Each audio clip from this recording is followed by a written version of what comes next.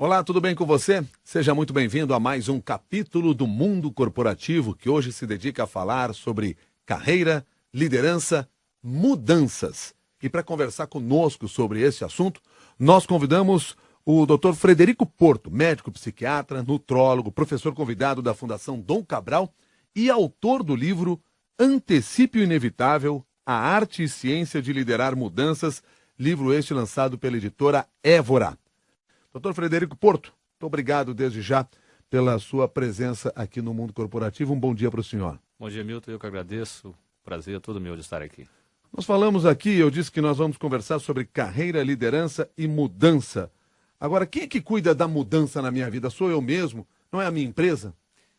Não é verdade. Num mundo tão mutável quanto que nós estamos, cada vez mais se torna uma responsabilidade pessoal do indivíduo de se preocupar com a carreira dele. Ou seja, não tem como uma empresa garantir que ele vai poder estar naquele lugar para sempre. Então, entendendo isso, todos nós temos que ter uma perspectiva de médio e longo prazo, de onde queremos chegar, quais etapas queremos galgar, o que realmente me interessa na minha existência, e temos que ter a capacidade para lidar com as mudanças pelas várias fases pelas quais nós vamos passar. Por isso que, já no título do livro, está lá que a mudança é inevitável. Isso, a proposta do livro é entender o seguinte: já que ela é inevitável, o que eu posso fazer para mudar antes? O que eu chamo de automudança. Uma mudança escolhida e não imposta pelo ambiente. Então nós temos que sempre estar com o radar ligado para mudar de maneira contínua, por escolha. Mudanças pessoais e profissionais? As duas, né, da mesma forma, porque no fundo, qualquer um de nós sabe disso, as mudanças que ocorrem em uma área da vida impactam as outras. É muito comum o indivíduo estar passando por mudanças, por exemplo, pessoais, ele está se separando e ele troca de emprego, ele escolhe, ele resolve mudar tudo na vida, ou vice-versa. Ele é dispensado do trabalho, ele acaba mudando o relacionamento. Então eu costumo dizer que as mudanças nos contaminam e nos colocam numa posição de fazer aquilo que a gente estava adiando há muito tempo. Agora, não tem como evitar, por exemplo, que mudanças na sua vida profissional, às vezes até uma demissão, não impacte dessa maneira a sua vida pessoal? Você continue levando a sua vida pessoal à frente? Sim, esse seria o ideal, claro. Então, mas como tende a contaminar, as pessoas têm que ficar atentas, porque nós somos compostos, na verdade, a nossa mente, né? Nós temos uma parte, que eu digo mais animalesca e uma mais racional. A melhor metáfora que eu tenho é como se fosse um guia sentado no elefante. O elefante é a parte mais primitiva, o guia é a parte mais racional, que tem somente 300 mil anos de existência. O elefante tem 600 milhões de anos. Então, quando você passa por um choque, uma mudança inesperada, é como se aquele elefante ficasse meio atordoado. Então, todas aquelas mudanças que o guia estava tentando fazer na vida e não conseguia, ele agora tem a oportunidade. Então, existe um consultor que diz o seguinte: nunca desperdice uma crise para fazer as mudanças que você queira fazer. Mas isso mesmo, de uma maneira consciente, como você falou, preservando o que está funcionando bem. Geralmente, o profissional muda porque o mercado faz ele mudar, a empresa faz ele mudar, a família faz ele mudar, e ele não é dono das suas mudanças? A maioria de nós somos a dificuldade de mudar antecipadamente, né? Ou seja, tudo na vida tem um ciclo. Você tem uma ascensão, seja um produto, uma carreira, você tem um platô e uma queda. É da nossa natureza esperar a queda para então fazer a mudança.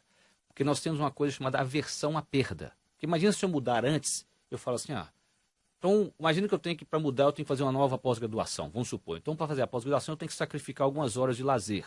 Então eu penso assim, não, poxa, eu podia estar com meus amigos tomando cerveja e não na pós-graduação. Como eu tenho uma aversão a perder o lazer, eu falo, não justifica o que eu vou ganhar lá na frente.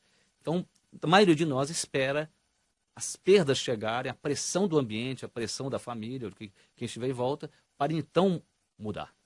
O que é mais importante como estratégia para se preparar para as mudanças que o senhor entende ser inevitáveis? Eu costumo dizer que são 5 características que os indivíduos têm que se desenvolver. A primeira delas é ter uma percepção realista do mundo, né? Ou seja, você tem que olhar, ver o copo cheio e vazio. Não é só a metade cheia nem só a metade vazia. É ter uma percepção bem realista. E muitas vezes a pessoa, para poder fazer isso, ela tem que ter um momento de reflexão, ela tem que conversar com outros que estão de fora, para que eles possam dar uma perspectiva que às vezes ele não está tendo. A segunda é a capacidade de colocar o seu foco naquilo que você controla. Porque nós adoecemos, no fundo, porque muitas vezes nos preocupamos com o que nós não temos controle. Doutor Frederico Porto, Marcelo Soares mandou aqui a seguinte pergunta, que nós estamos falando aqui de mudança. Ele escreveu para mundocorporativo@cbn.com.br. Ele diz assim: quando vocês estão falando de mudança aí, estão falando de mudança só de emprego? Não, de tudo, né, Marcelo? Ou seja, isso que nós vamos falar é aplicado tanto à sua vida profissional quanto à sua vida pessoal. Mudar de relacionamento, ou você quer mudar de cidade, você quer mudar de profissão, aplicado a tudo. Mudar dentro da própria empresa. Dentro da própria empresa, inclusive, para mudar de área, né? Mudar de cargo, sim, né? Aplicado a qualquer tipo de mudança. Então vamos pensar aqui, eu lhe perguntei agora há pouco sobre essas estratégias. E são 5 características. Uma, então, essa capacidade de ter uma visão realista, Isso. tanto o positivo quanto o negativo do momento. A capacidade de focar naquilo que você controla. Nós sabemos hoje que quando você tem a sensação de controle, você fica menos estressado. Isso é provado cientificamente. Eles pegaram 2 grupos de indivíduos, colocaram em 2 salas separadas para fazer quebra-cabeças. E as salas tinham um ruído muito alto para incomodar. Para um dos grupos foi dado um controle. E falou para eles: esse controle abaixa o som, mas pedimos a você para evitar de usar. Quando terminou a experiência, o grupo que tinha um controle na mão, que não foi usado, o hormônio do estresse no sangue, que é o cortisol, era 40% mais baixo nesse grupo.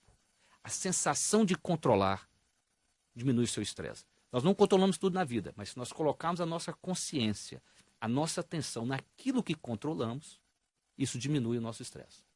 Então essa é a segunda questão, focar no que nós controlamos. Exatamente. A terceira característica é a flexibilidade. Ou seja, entre onde você está e onde você quer chegar, nunca é uma linha reta. Né? Tá certo? Você não tem como... você sabe o que você quer, você sabe onde você está, mas nunca é uma linha reta. Então essa tensão criativa criada por onde você está e onde você vai chegar, ou quer chegar, a pessoa tem que compreender que é comum da natureza humana negar onde nós estamos, especialmente quando estamos em situações difíceis, tá certo? Realmente, então, por que outra pessoa vai no alcoólatra anônimo, a primeira coisa que ela faz é ir na frente e falar: eu sou alcoólatra? Ela tem que reconhecer onde ela está. Então esse é um ponto importante. A flexibilidade só vai existir se eu entender onde eu estou, onde eu quero chegar e ter uma visão realista disso. E aí a flexibilidade é esse caminho que nunca vai ser uma linha reta. Mas se eu tiver a visão realista, eu crio a tensão, que é o paradoxo Stockdale. James Stockdale foi um almirante americano que ficou preso na Guerra do Vietnã durante 8 anos. Ele sobreviveu ao campo de concentração. Perguntaram a ele: general, almirante, quem sobreviveu? Quem morria primeiro? Ele falou: os otimistas. E o cara falava assim: no Natal eu saio. Ele não tem controle sobre isso, quem controla é o vietnamita, né? Ele falou: e o senhor, como é que o senhor sobreviveu? Ele falou assim: eu nunca deixei de desejar e ter fé que eu ia sair, mas nunca neguei a realidade da dureza onde eu estava. Então esse é o paradoxo. Bom, daí nós estamos falando do realista. Sim, sim, exatamente. Então a visão realista, que é a primeira característica, mas é a visão de onde eu estou, onde eu quero chegar, e por isso ele consegue ser flexível no caminho, porque ele tem uma percepção do que ele quer e de onde ele está. Ele sabe que não é uma linha reta. Igual quando lançaram a Apollo 11 e a Lua. 90% do tempo vai estar fora de rota. Não tinha uma linha reta para chegar na Lua, né? Você ia ajustando. Bom, nós falamos então de 3 aspectos importantes, de um total de 5. Vamos ao quarto aspecto? O quarto aspecto é a organização. O indivíduo, ele, em um mundo tão caótico, né, que a todo momento você é chamado a sua atenção, né, você tem uma atenção dispersa por muitos estímulos, é fundamental que ele tenha uma certa organização, e em especial do tempo dele. Ele sabia o que é importante e o que não é importante de ser feito. Isso cada vez é mais difícil, é verdade.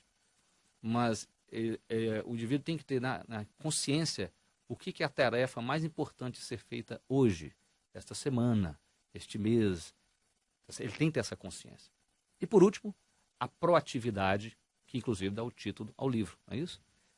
A proatividade é a minha capacidade de mudar antes que eu seja obrigado. Então eu tenho que me perguntar, para entender a minha percepção, onde eu estou na curva de mudança, né, do meu ciclo pessoal, ou se eu quiser analisar uma única área da vida profissional, ou como um todo. Você pode perguntar assim: você está tendo os resultados que deseja na vida agora? É uma pergunta. A segunda: você acredita que vai continuar a ter no futuro esses resultados? É outra pergunta. Então, conforme as respostas dele, nós sabemos onde ele pode estar nessa curva.